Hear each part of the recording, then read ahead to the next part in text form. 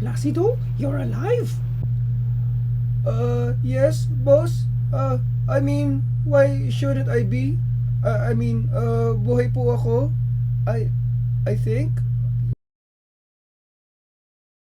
Yes, buhay po ako. Placido, we thought you were dead. You were supposed to have gotten the sample and Dr. Pacheco's approval 2 weeks ago. Akala namin you've been killed by enemy agents na. Placido, listen to me.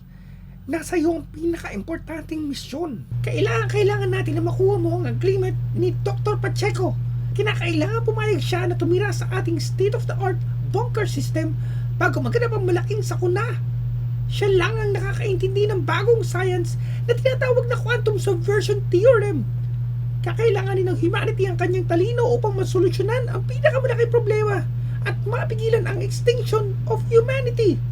Hindi ka maaaring pumalya sa misyon mo. Kailan ba naman ako pumalya, boss? Placido, please, you have to understand na if I had any choice, hindi ikaw ang ipapadala ko sa mission na yan. Pero according sa ating research, si Dr. Pacheco ay nagtataglay ng extreme shyness on account of high school bullies na nagtorment sa kanya from childhood until last week. I know it's weird na 75-year-old man siya na sinusundan pa rin ng high school bullies niya. But all geniuses have their eccentricities. In a way, it's kind of heartwarming.